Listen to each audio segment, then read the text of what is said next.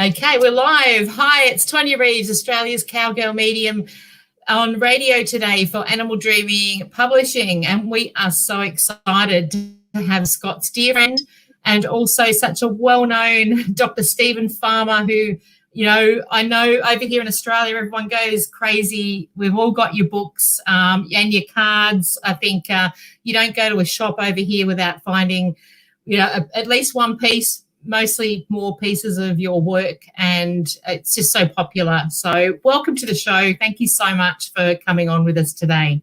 Well, thank you, Tonia. And, you know, hello to everybody who's listening in now, as well as on any of the recordings. So it's good to touch in. You know, I love Australia and I love the people of Australia, and I have a real affinity. And, you know, every so often I go, maybe I could move there. You know, but not going to happen, you know, I don't think. But love visiting, you know, love it. Somebody actually told me that you're good on the didgeridoo. Is that a fact? I feel very humble about that. I wish I were really good, you know. I can't be really good, but I've got the breathing down. And gosh, I don't know if you can see them. You probably can't. You can see a couple guitars in the background, but I have didgers in the corner. And I have a couple over here, and there's some out in the next room. And I do play, and I love it. But I have proficiency.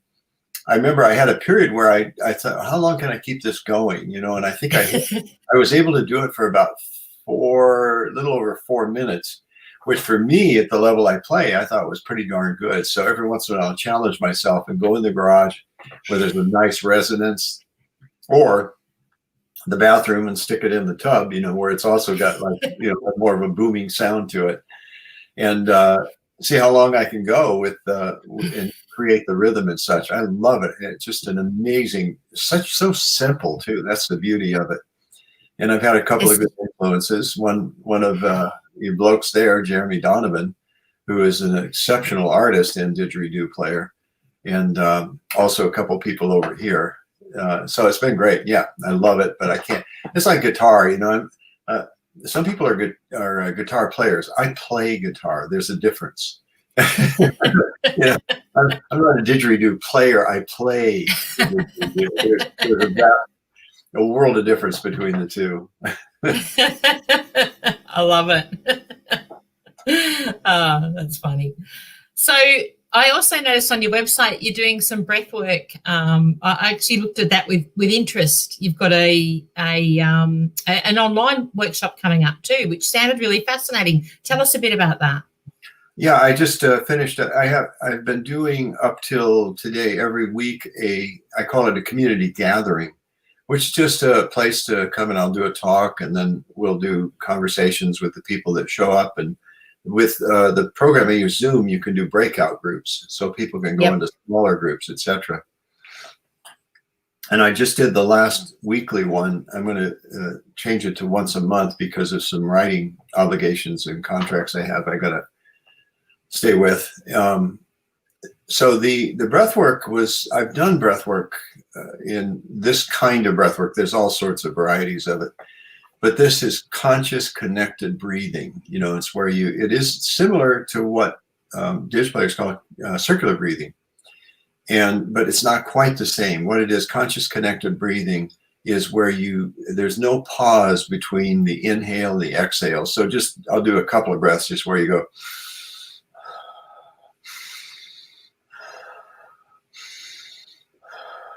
And I trained in one form. I won't go into the whole history of it, but started with rebirthing, and then various forms have shown up over the last, oh God, what is that, 40 years or something like that, 50 years, you know. It started in the 60s. And I did some training in one particular type, and I loved it. And I continued that for several years, and then it dropped off. And then I was introduced to a different form. And I loved it so much that I started teaching it, and I've done a few workshops on it, and I found incredible value in it. Basically, what happens is you're oxygenating your body, you know, through this breath work. In fact, you get a little dizzy sometimes, and even a little tingling, etc., because of the oxygen just being poured into your system. But some interesting phenomena happens as you continue this breath work in this way. One is that it's possible that certain intensities will come up where the body wants to grip itself, and typically that's the result of maybe a memory popping up, a body memory that's coming through. And what I coach people in doing, and I've done this myself in my own work, my own breath work, is you breathe through it, instead of stopping there and going back into that freeze that's associated perhaps with even maybe a subconscious memory. It doesn't have to be a conscious memory. Instead of just staying in that freeze, you continue to breathe through it. And what happens is then the energy that's been sort of trapped in the body in that way begins to dissipate. And the way that shows up is through maybe tears or flushing or even laughter. There's different releases that can take place.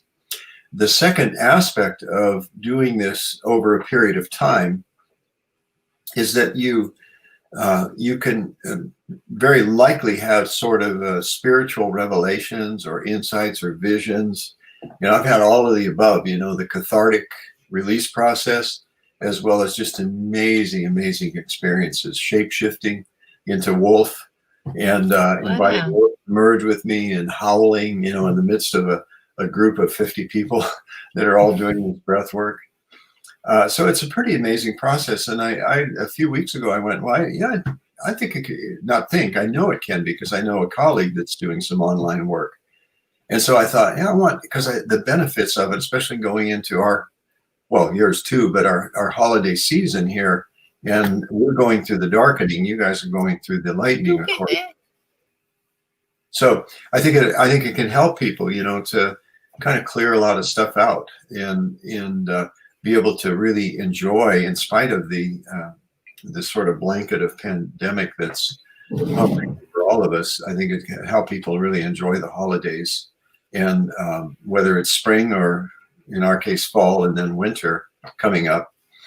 I think it just has those possibilities of releasing a lot of stuff, if you will, and being able to integrate something of the learning into your life a little bit more. I found it very, very effective. So it's the granddaddy of it is the rebirthing. The one that's been around for quite a while has been called holotropic breathwork, developed by a fellow named Stanislav Grof, a psychologist that back in the 60s was doing LSD therapy.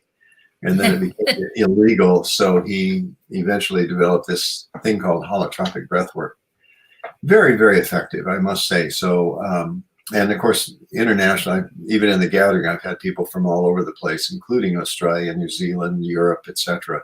So it's nice. This vehicle is so nice to be able to reach people all across the world. Wonderful, as you know from doing that you're doing. It's fascinating, isn't it? And I think breathing, I know myself, I'm a bit of a shallow breather, and it's not till you become conscious of that really have that realization. So it would be quite powerful to actually focus on that. Yeah, and kind of clear the pipes, Yeah. Yeah, and just a short demonstration of it. It looks like this, and also as the intensities increase in the body, the encouragement and the coaching is breathe into it, keep breathing, even if the breathing gets to be very rapid. Sometimes, quite often it does, at least my experience is, but you start out really slow.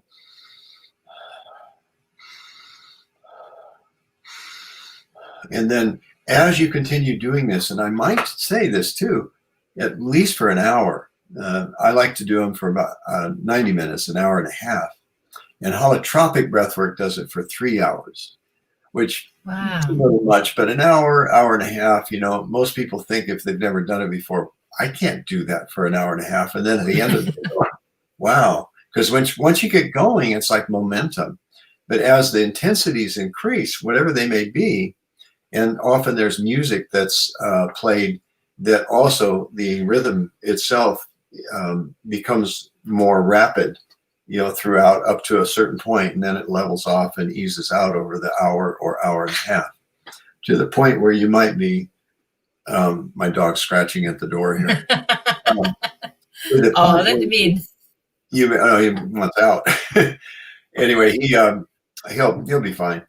Anyway, so where it gets to the point where if it becomes really intense, you're breathing really rapidly, ideally, and it would be something like this, even possibly. But also remember, you've built up to that point. So if you jump right into it, you're going to get kind of whacked and dizzy and all that. But once you build up to that point, that's not likely to happen. That's a good boy, Samson. Now he's going to hang around. I got a big old yellow round. So yeah, it's a really interesting phenomenon, Tonia, and I encourage everybody to try it. If you're drawn to that, any kind of work. And unlike certain substances or psychedelics, like plant medicines, for instance, mushrooms, ayahuasca, you don't have to do any of that to achieve this altered state of consciousness. It's fascinating, and nothing wrong with them. I mean, people do what they do, but breath work, if you start to get like freaked out or something, what do? Well, you slow down the breathing. Or stand up, go outside. You don't have to take anything in to do this other than the oxygen. It's good stuff. Awesome. Yeah, it sounds fascinating. As soon as I read it, I thought, I'm going to jump onto that. You've got one coming up next month, I noticed, which is on your website for anyone that's listening that would love to join in. It's I just noticed it when I was having a look today, so that's pretty cool. Right, yeah, December 10th. I'm pretty excited. It's an online. I've not tried it online, and again, I have a colleague that does, so I have no concerns about it. I'm limiting it, to a certain number of people, so I can be there to coach as necessary, and be available and put in as much safeties as possible, etc. But it'll work. I'm not worried about that. It's going to fill up fast too. Yeah, I was looking at that. I'm thinking, here's me promoting it on the show, and I haven't even put my space in yet. So. We just announced it. Tonia, we just announced it a few hours ago, and already people are signing up. So I can imagine. Yeah, it'll fill up quick because it is limited. So yes. Well, if you can, I'd like to have you join us. Yeah, I'd love to. That sounds great. So anyway, we're here to also chat about your amazing work. And Scott sent me your awesome cards, and I've been having a lot of fun pulling different ones each day and just connecting with the information on them. And there is so many. Like, how long did this take you? Was this, these seem a little bit like we've still got all your knowledge, of course, but on a slightly, different approach. Did it take you a while to create all of these, or were they an extension of what you have already?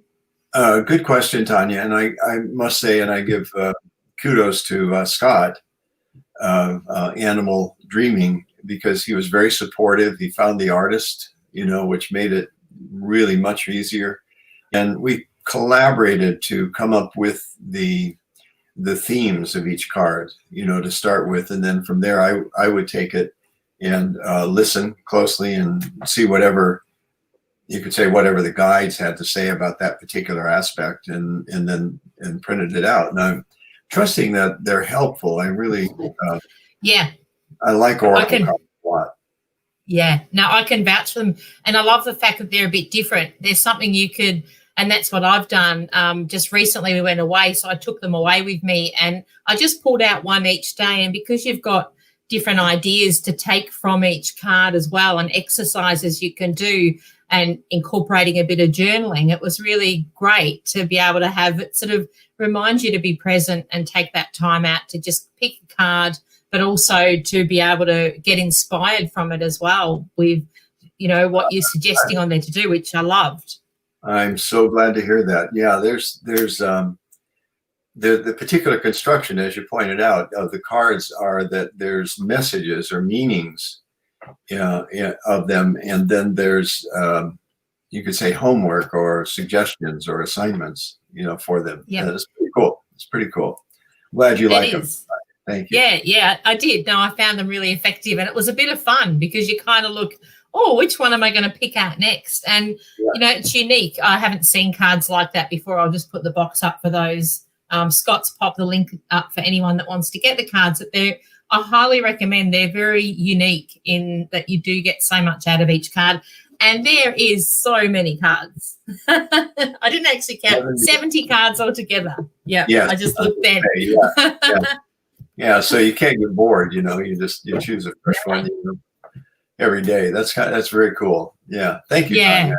It's a great endorsement from your experience. No, my pleasure. It is good to.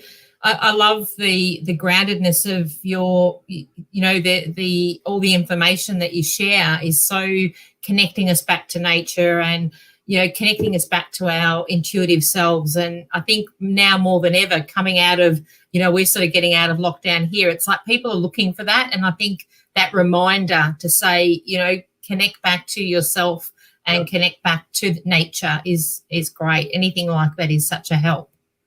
Yeah, and I sometimes have said, we're a very forgetful species, and the meaning of that really is that we've forgotten our deep, intimate association and connection with all of our relatives, and meaning all of the beings in the world, and I'm in the same boat, as everybody else, West European, stock and set like that we've passed along. Instead of living with the land, we've tended to try and conquer the land and to put it up for our use. And that has just been the natural progression over thousands, hundreds of thousands of years of this species called human beings. And I think what we're seeing here, and evidenced by, for instance, the work that you're doing, this show itself, the work that Scott is doing through, let's say, being able to learn from spirit animals, as an example. Scott's really big on that, as well as myself. That particular aspect's really cool because it's one avenue to really connect with the natural world is through an animal that shows up in some way that is there to not just the animal to teach you, but representing the spirit of that breed, that animal, all of the magpies, all of the kangaroos, that there is a collective consciousness there that's collaborating with you as you're drawn to that and attracted to that, and that they are attracted to you mutually. So then you learn how to ascertain or discern what the message is, because that's how spirit / God, the big force, whatever you want to call that larger field, is really working with us through that, through the non-visible beings as well. Particularly ancestors these days are showing up and really some whispering in our ear and sometimes shouting in our ear to pay attention and to really relearn, find that deep memory, of what it was like to really truly look at a tree or stand by a tree and know that that's a sister or brother, that it's a relative. Mm-hmm. When we go to the ocean, that's a relative. It's an ancient one, so they're accorded often the terms grandmother or grandfather. The ancestors that come, and start teaching us, the dreams we have, whatever, but they're all wanting us to awaken, not just to some etheric reality, but to a very grounded reality that says, yeah, I and thou are one. Not just a philosophy or a mental belief, but that experience of unity. Walking out tonight, I don't think you get it in the southern hemisphere, but Mars, the planet Mars, I've been tracking it as it goes across the sky. And I don't know for sure. I'm not sure, but looking up and seeing this magnificence, we're the closest it's been for a long time, this magnificent red dot. And the imagination and what we read in books and everything, that's a planet. Wow. Oh, and over here is Jupiter and Saturn. And on December 21st, the solstice, they're going to conjunct. So again, ignorant about the southern skies, what and planets and whether they show up there or not. I'm just not sure. But in the northern hemisphere, they do. I'm pretty sure they do. I know we look out and we've got the real, like the teapot and, look, the Southern Cross and all of those that we always have a fascination to find when you go out in the night time. But yeah, I'm pretty sure we do. Like there's planets and that as well. Not that I'm overly familiar. My partner is. He loves. He always points them out. So very fascinating. But I understand even what you're saying with the animals. Like since connecting with Scott and Trudy, even though I've known Scott like for a long time, but with connecting to animal dreaming, all the animals, you know, all of a sudden you become, oh wow, there's an animal messenger that possibly might not have been aware of or taken note as much notice of. So it's so great to get that reminder to take notice of things, like you say. Yeah. You know, it's an awakening process, and many more have sort of joined the band, so to speak. You know, and there's different iterations or variations of how that's experienced and expressed. You know, some people work with the archangels and the angelic realm. Others maybe favor the ancestors, spirit animals, or plant spirits, you know, tree beings, the standing ones, as a friend of mine calls them. Medicine woman, Cherokee medicine woman, she calls them the standing ones. You know, there's a recognition of the relationship that we have. And that's something that's it's almost hard to put your head around that. Sometimes that we truly are related. I could say it intellectually and philosophically to you, but to actually have that moment, or those moments when you experience that unity, that I think that's so precious, and that's where it's at. Is we can encourage people to actually have that experience. Sit with your back against, for instance, try this, guys. Go find a tree that just calls to you. Sit down. Put your back against a tree and try this. Speaking of breath, breathe with the tree.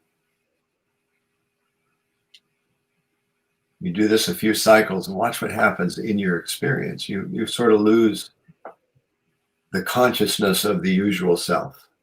You know, something happens that unifies and connects you more deeply with this simple being, this tree that's been hanging around the forest and is really alive. There's a life force there. It just isn't moving nearly as fast as we tend to move. So that's one simple thing. It's true. The others go out and look at the Milky Way, or look at the stars, look at the Southern Cross, you know, the teapot, and breathe. You know, so much about the breath. And again, I'm just coming off of a gathering where we talked about the breath quite a bit. Or as my guide once said, it's all about the breath. That's what it is. It's just that simple. It's all about the breath. That's the truth. It's all about the breath. And that always rings true. That came to me about a month ago from one of my guides. I was asking him, or them, more accurately, the ancestors, about, you know, philosophically what the truth, and they kind of chided me and said, oh, you're a great philosopher there, Stephen. You know, what's the truth? What's the truth? You want to know what the truth is? It's all about the breath. It's all about the breath. And kept saying that again and again. And I went, okay, got it. What does that mean? What does that really mean? You know, but instead of trying to mess with it, it's just, yeah, it's all about the breath. I'm alive. Simple.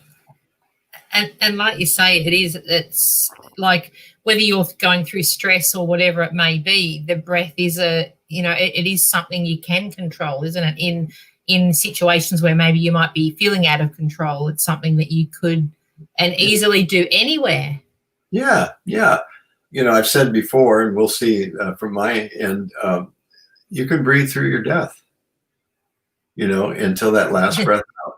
You know, you will breathe until that last breath out. But it's always funny to me, funny, like, we come in with the breath in and we leave with the exhale, with the breath out. And then there's all of those thousands and thousands of breaths in between that attest to the fact that we're alive. If you want, sure, take a breath. Anyway, it's just, I trip off on this kind of stuff, as you can hear. Just the wondrous and the majesty, the miraculous of the experience of life.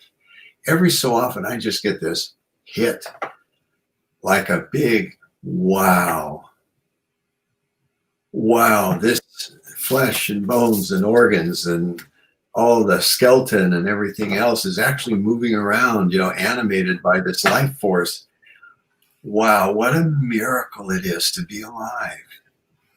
And yeah, part of the deal of being alive is you're going to suffer sometimes. And we can move through that suffering. The more adept we get at being able to move out of it so that we're not stuck in the suffering, whatever it may be. You know, truly, there's true suffering. You know, let's not kid ourselves or try to, as a friend of mine put it recently, do a spiritual bypass. You know, allow yourself to cry. Allow yourself to cry. You know, you grieve. Do it openly and honestly as you can. Just let it go. And that's a little hard for us, I think. We've been so trained, and I want to say this, especially us men, you know, are a little more wary, you know, of intense feelings like that. You know, and we've been trained that way. The good news is a lot of men are, I've worked with a lot of men and men's group stuff, is that that's changing. That we can really feel at a great depth. Anyway, I'm kind of wandering a little bit with that one, but I just I think the highlight I want to make with that is the miracle. And the little miracles that happen every day, you know, that we sort of dismiss. How is it that when I turn the tap, water comes out? I don't know, but wow, am I grateful.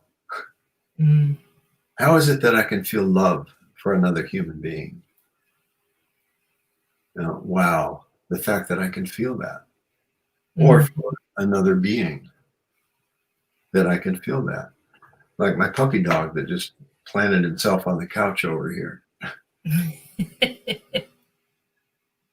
He's a lover. He's great. You know, he loves right back. That's the nice thing, a nice circularity to it. Animals are beautiful like that, aren't they? I've been lucky to have dogs and horses, and they certainly play such a big role and teaching us so much. Always, you know, and like you said, you know, you've got quite a few animals right nearby, and they do teach us, you know. And again, I reference Scott King, you know, for what he teaches about not just animal communication, but spirit animal communication, a way to connect and reconnect more accurately and remember, you know, our relationship with the earth and all of the beings of the earth. That's what shamanism is about. You know, the shaman's path, cards there, that's largely that's sort of the foundation, if you will, of the cards and of the shamanic practices. Is you don't have to be a shaman or a shamanic practitioner to appreciate the shamanic realities that you can incorporate in your life. I'm going to give a plug for an organization that I'm fortunate to be a board member, because I think it's a really good organization. And it's called the Society for Shamanic Practice. And it's international. You know, we have people from all over the place. And you can check it out. I think it's shamanicsociety.org, but look up Shamanic Society, SSP, Shamanic Society. I'm screwing it up. Society for Shamanic Practice. Well, Scott's on the feed here, so Scott will post it. I reckon he'll find it and he'll post the link. Oh, great. Okay, thank you. Yeah, so you can check it out and see what's there. But there's a lot of information, videos, and I'm promoting it because people are drawn not necessarily to be a practitioner. That's not the point of the organization. It's that you can incorporate, you know, sacred ceremony in your everyday life. You know, there's a number of things that can be done. There's audios, etc., and some really cool people that I've had the good opportunity to meet and hang out with that are involved in that organization. That's awesome. And I think people are looking for that now. Like, it's like we've had that. If there's one thing I've noticed with us coming out of being pulled back and made to actually, you know, sit in our own space, is that we're now, you know, people are starting to look at things differently, and we're also feeling a lot more sensitive to things. So I think it's a great time to be able to explore these practices that would help us consolidate that a bit more. Yeah. And, you know, there's so much available right now. It's just astounding what's come about in the way of books and classes and workshops and things like that again are encouraging this awakening process. And what does that mean? Awakening to what? Well, awakening to that deep memory, you know, that bodily memory, as well as the memory of the heart that is with us in some way. It's been maybe many generations ago that we had, we have a connection with ancestors, thousands, tens of thousands of years ago, that really practice these kind of realities I'm calling shamanic realities. That of course the world is alive. Of course it is. I remember a book title, Tonia, years ago, and I never read the book, quite honestly, but I love the title. And it was called The Re-Enchantment of the World. Great title. Really, truly be enchanted. And enchanted comes from the French word for song, chanson. So it's like the singing of the world, listening to the singing of the world is another way to put it. So it's happening. That's the good news. And we're right up to this crisis point, if you will, in our relationship. It's not the planet. I remember it's not the planet, it's our relationship with the planet. I remember on one of my walks with my dog, I spontaneously heard Earth Mother, Pachamama, Papatunuku. I heard Earth Mother say, no, I know what it was. It's the other way around. It's, I said to Earth Mother, I said, I'm so sorry, Earth Mother, for what we and our ancestors have done to your body, the ravagement that's taken place. I'm really, really feeling sad almost to the point of tears. And I heard her say in just about like this, "Oh, honey, don't you worry about me. I'm doing just fine. It's you guys that have to get your act together," in some sort of weird Southern American accent, And I went, yeah, I love that. It's not about saving the planet. The planet doesn't need saving. The planet is making its adjustments just like it's been doing for 4.5 billion years. That's what she's talking about. And we'll be around. She said that. In fact, I'll be around for another 4 billion years or more. So you guys just got to get your act together. So it's it's an interesting time to live because things are changing dramatically, and it's very possible we're in the front end. Very likely, I won't even say possible, that we are in the front end of an extinction phase, just like there's been 5 others. And that's not a call to go, "Oh my God, the sky is falling." No. What it is a call is get your act together and get out there and do what you're meant to do here. Do what it takes. Live the dream you've been dreaming. Live it. Do what you have to do to live it. Be of service. Be of service to other beings, be of service to other humans, but think service. What's your service? Like what you're doing right now. It's an aspect of your service. What Scott is doing right now, it's his service. It's what he's doing. It's a gift to the world. And I think it's more and more people are really getting that calling. Come on. And it is a calling. It's not an ambition. I have no desire to be a shaman. I'm a shamanic practitioner. I got the call. I did a 2-day workshop 30 years ago, and I'm a therapist too, a psychotherapist, and still licensed. But I went to a 2-day workshop, which was really just an introduction. That's all it was. But man, I left there, Tonia, I left there on fire. I said, wow, this is it. And of course, over the last 30 years or so, we've seen that contemporary shamanic work, come into play more and more. And it's just not always easy, but it's a beautiful way to, again, I've said it, but I'm repeating myself, but to remember. If you think about remember, I'm a wordsmith too. I love words, but if you think about what is remember, and it means put back together, like the opposite of dismember. Remember, rejoin, and that's what we're about.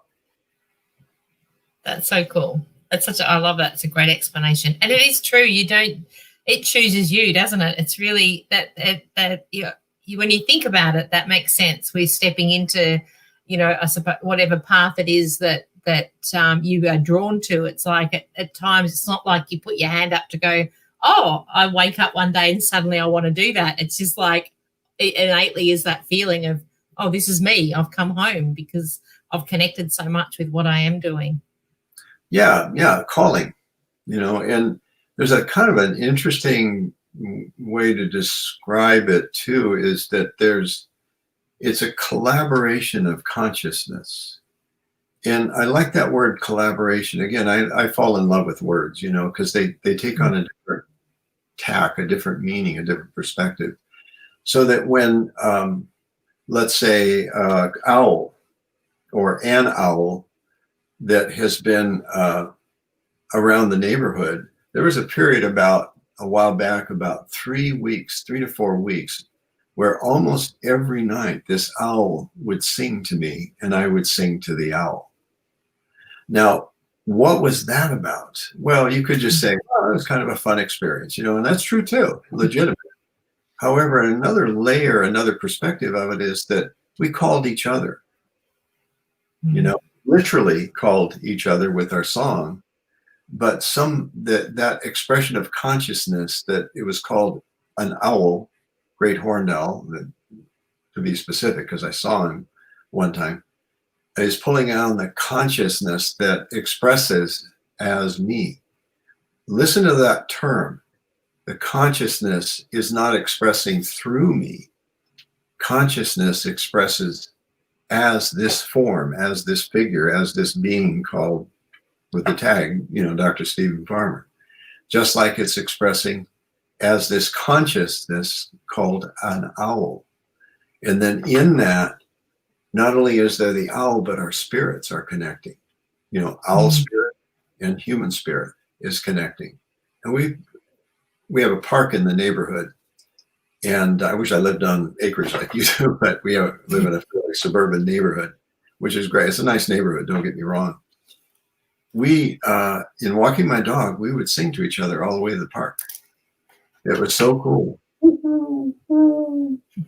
30 seconds, almost timed it exactly. And then he'd go, and then I'd wait 30 seconds. And we'd sing all the way, walking my dog to the park. This happened like several times. Magical and mystical and miraculous. Yeah, little miracles like that. Mm. It's almost being aware of the wonderment of things, isn't it? Being present to do that. Good word. Yeah, you got it, Tonia. That's amazing. And I also love just getting back also to your book, The Spirit Animals. This is a great book. How long is this one? Has this one been out for a while, or I didn't actually see?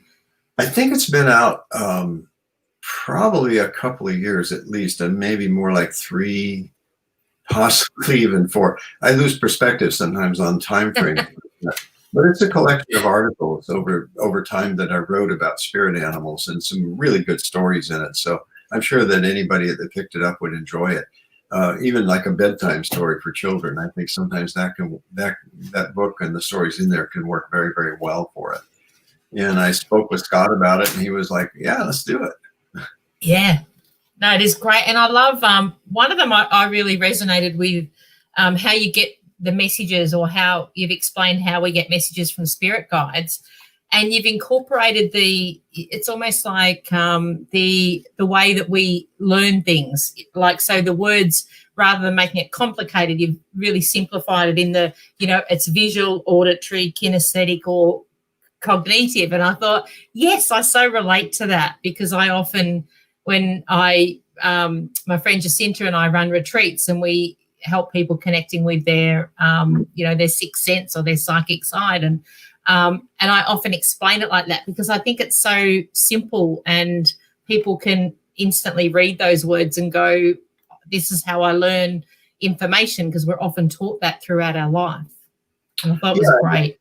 You know, Tonia, you probably found that true as well, is some people tend to be more strongly visual, for instance. Mm-hmm.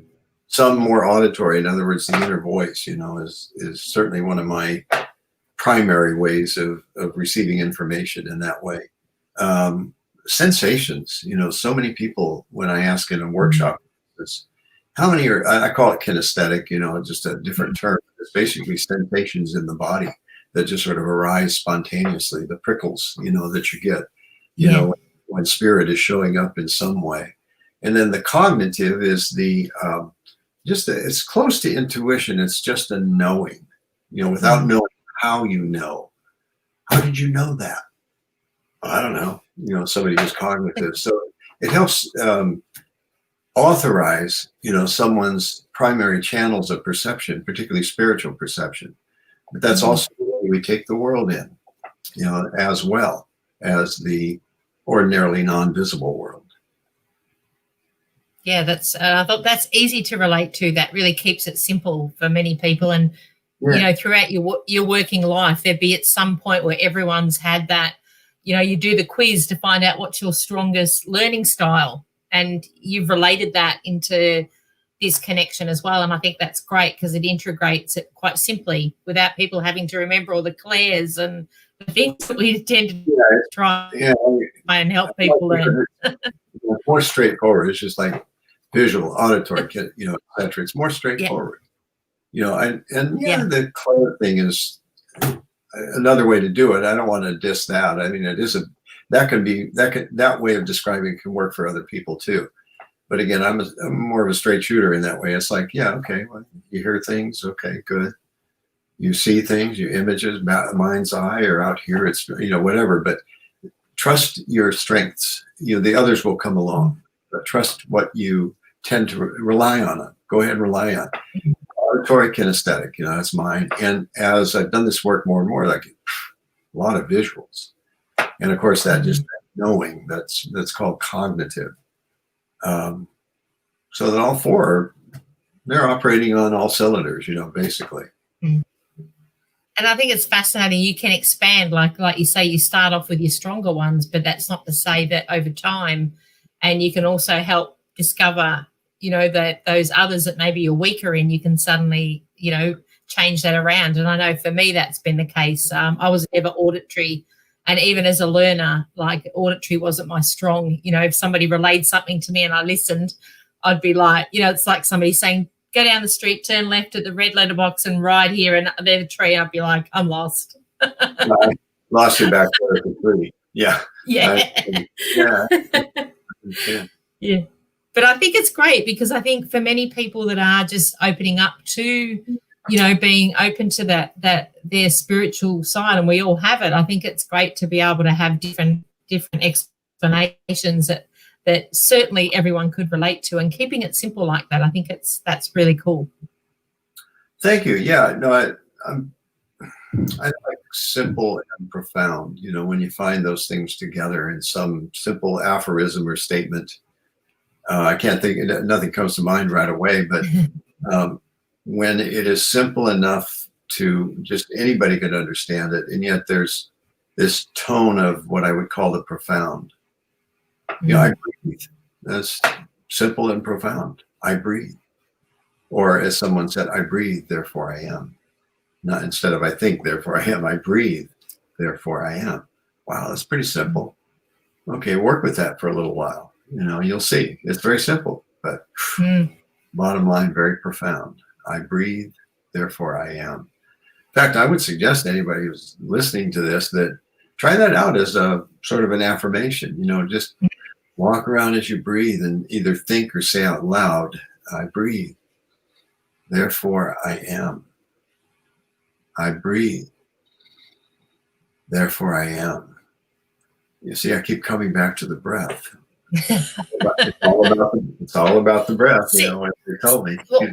Well, I was going to say, see, I brought that up straight away for some reason. Obviously, we were meant to, that was meant to be our focus today. And what a great message, and something that people can start, all of those listening. And thank you all for all your lovely comments. But we could all start to implement that, you know, it's something that we can try straight away.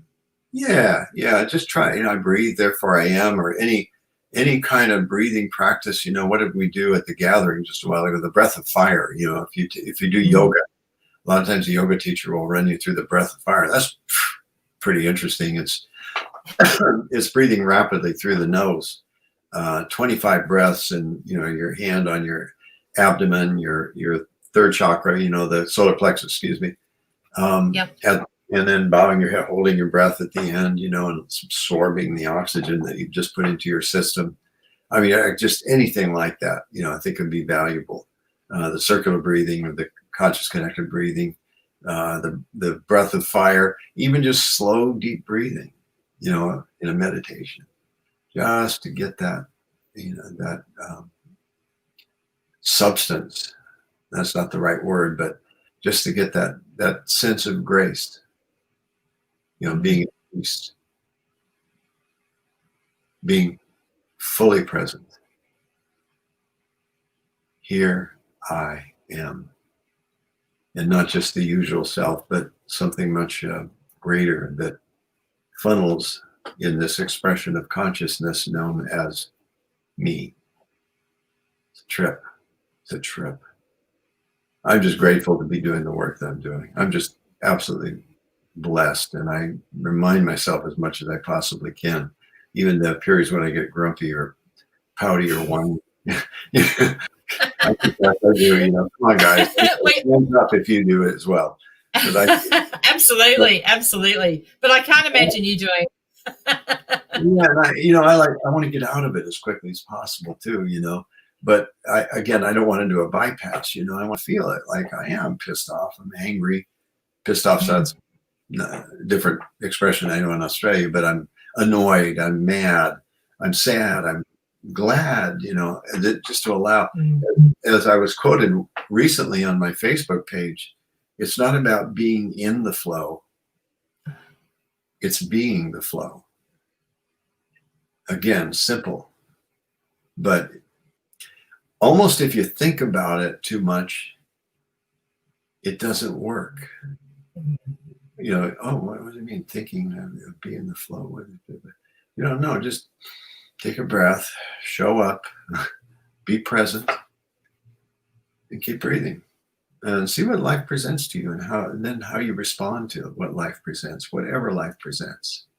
Challenging at times. I don't have to tell you that it's challenging at times. Like a buffet, if you're like on a conveyor belt that moves you through a buffet, and there's all these different foods and everything, and you go, yeah, that one's pretty good. I'll take that one. Okay, and you go along the buffet, and you go, oh, I'll take, and all of a sudden you go, oh, it's not there anymore. What am I going to do? Oh no. And then you go down a little bit further on the line after you've accumulated a little bit of food, and then the conveyor belt stops and says, that's your meal there. And you go, but I didn't want that. No, that's your meal there. That's what's, go ahead, take. No, I don't want that. I don't want this to happen. This is not according to my plan. Nah. Plan, John Lennon said it well. Life is what happens when you're making other plans. It's in a couple different ways, but one of my heroes, John Lennon, said it that way. Life is what happens when you're making other plans. Isn't that true? But the real art of living is to respond, to not, react. Yeah, at first, go ahead and jump. If somebody goes, boo, jump. But then you respond to that, and that's a little more measured. Reaction's just very quick, happens just like that, without even thinking about it.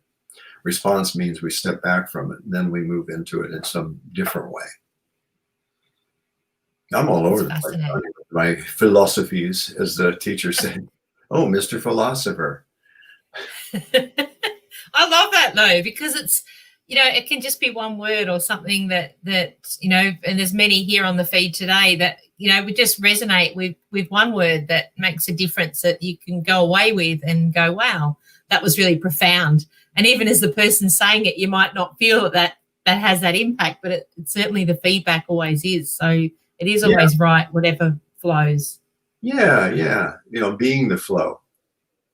Again, conceptually, those are great words, and it's a great statement, but what is it really like in experience?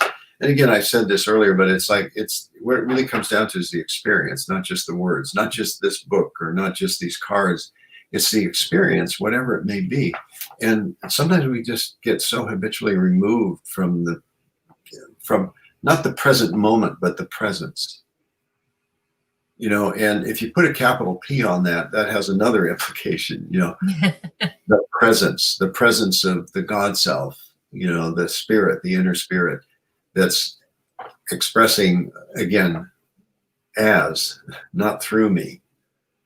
I never get this right, so forgive me, Tonia, but there's a saying, something, and I always screw this up. I'm not a human being trying to be spiritual. I'm a spiritual being trying to be human. Human. Nice saying, but I'll take it one step further. No, I'm not. I'm a spiritual being, period. Manifesting physically, in this particular way, but I'm a spiritual being. We tend to deny that, or not deny, but separate that, somehow spiritual human being. No, it's all spirit. It's all spirit expressing as. Or you could say consciousness. That's another way of saying it. There's consciousness expressing as this woman named Tonia, the psychic, the cowgirl medium. The cowgirl medium. Forgive me. The cowgirl medium. This is consciousness expressing this way. You could say spirit. Same thing. Same thing. Doesn't matter how you use it with words. It's the experience of that, recognizing that one is spirit, expressing as this. Expressing. Yes, as this human being, not just through me. That's true. See, you're just great at keeping it simple. I like that. Get rid of all the analogies. Pretty simple man, when it comes down to it. And I like simplicity. I like to think that I'm a little more complex at times, but when it comes down to it, we all breathe the same. That's why we have this stuff going on here in the country here. It's just been a shameful thing that there's been so much divisiveness. And yet I think what has come up for me lately is about, well, how are these projecting or I'm projecting certain maybe hidden or shadow characteristics that are being played out in the larger arena? How am I divided, in some way? How am I? It's like judging somebody for being judgmental. Wait a minute. Wait, let me catch that again. What is that? What's that doing? Well, it's funny. Yeah. Wow, that person's being very judgmental. Well, what am I doing right then? There's a micro projection for me that, has shown up in this particular thing where I react to it in this way by judging somebody being judgmental. But trying to ascertain what is that dividedness in myself. And can I help, heal that, bring it together? Or another way to say it is, what are the shadows that are getting shown to me, out here? My own personal shadows, the whatever they may be, vindictiveness, intolerance, whatever that show up in this way or that way. And then owning those shadows and saying, yeah, that's a part of me too. It's a part of my personality makeup. I jokingly say this sometimes, half jokingly, really, is there's a killer inside of each and every one of us. There is. And a lot of people go, oh, no, not me, not me. And I joke, and this is the joke part. I say, you ever want to find the killer inside, just drive on the LA freeways. At rush hour. You may discover that there's a party that goes, kill that person and just kill them. But when we definitely, come on, guys, let's. Yeah. But it's not a big deal necessarily. It's just an aspect, and better to own it as a shadow, bring it out into the light, so that then you can embrace it and say, yeah, this too, this too. Oh, and this too, and this too. That I think helps sort of, if not cure the divisiveness out here, it brings it back home to healing and, if you will, curing the divisiveness, hiccup, and the divisiveness that I find in myself. Typically put in the bag behind me, that's called the shadow bag, that was shamed, disowned, not allowed, etc., socialized out of me or whatever it may be, so that I've had to subdue it and put it in this bag. And some of those things, it's better to have them subdued, but still, I think it's still better to have them have an awareness of them. We're all much more alike than we are different. We really are much more alike than we are different. Absolutely. And that creates that not thinking of being separate. No one's better than, higher up, or less than. We're all we're all the same. We've all come from the same, haven't we? Ultimately, as much as people struggle to believe that, it's like we have. Oh man, I'll tell you, we have. It's interesting in this latest piece I've been working on too about ancestors. I just reread a portion of it that if you really go back deeply through the lineage, and beyond, the more immediate lineage, and that's what we think of ancestors typically, but we go back maybe 25,000 years or something like that. And there's an elder that probably has some of the DNA that I have. I don't know. But we go back even further than that. There's other beings that we're related to as ancestors, that came before us. And we come from the apes, chimpanzees, or 98, don't quote me, but something like 98.9 have the same kind of DNA as us.